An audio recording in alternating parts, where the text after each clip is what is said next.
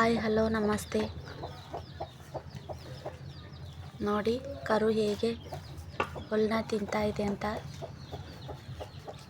Zoom ಹಾಕ್ಬಿಟ್ಟು ತೋರಿಸ್ತೀನಿ.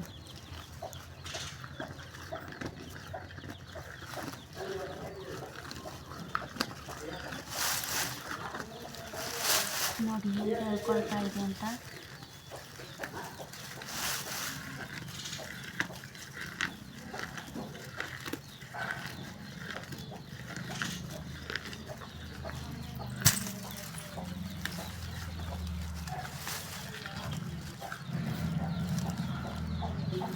ಹಾಗೆ ಬನ್ನಿ, ನಾವಿವತ್ತು ಜೋಳನ ಒಣಕ್ಕೆ ಹಾಕಿದ್ದೀವಿ. ಜೋಳ ಅಲ್ಲ, ಹೆಸರು. ನೋಡಿ ಹೆಸರನ್ನ ಹೇಗೆ ಒಣಕ್ಕೆ ಹಾಕಿದ್ದೀವಿ ಅಂತ ನೋಡಿ.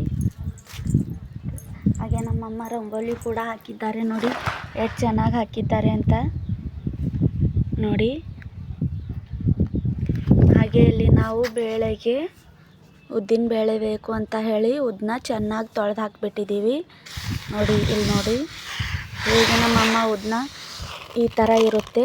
ಹೊಲದಲ್ಲಿ ತಂದಿದ ತಕ್ಷಣ ಈ ಥರ ಇರುತ್ತೆ ನೋಡಿ. ಇನ್ನು ಸ್ವಲ್ಪ ಚೆನ್ನಾಗಿ ಆಗಬೇಕಿತ್ತು, ಆದರೆ ಸ್ವಲ್ಪ ಮಳೆ ಬಿದ್ದಿರೋ ಕಾರಣ ಈ ಥರ ಎಲ್ಲ ಆಗಿದೆ. ಆದರೂ ಸ್ವಲ್ಪ ಚೆನ್ನಾಗಿ ಬಂದಿದೆ. ಈ ಥರ ಇರುತ್ತೆ ಉದ್ದು. ಇದನ್ನು ನಾವು ಚೆನ್ನಾಗಿ ತೊಳೆದ್ಬಿಟ್ಟು ಒಣಗಿಸ್ಬೇಕು. ಒಣಗಿಸಿ ನಂತರ ನಾನು ತೋರಿಸಿದ್ನಲ್ವ ಒಳಕಲ್ಲನ್ನ, ಅದರಲ್ಲಿ ಚೆನ್ನಾಗಿ ಒಡೆದ್ಬಿಟ್ರೆ ಚೆನ್ನಾಗಿರೋ ಉದ್ದಿನ ಬೇಳೆ ಸಿಗುತ್ತೆ ನಮಗೆ. ಓಕೆ ಬಾಯ್.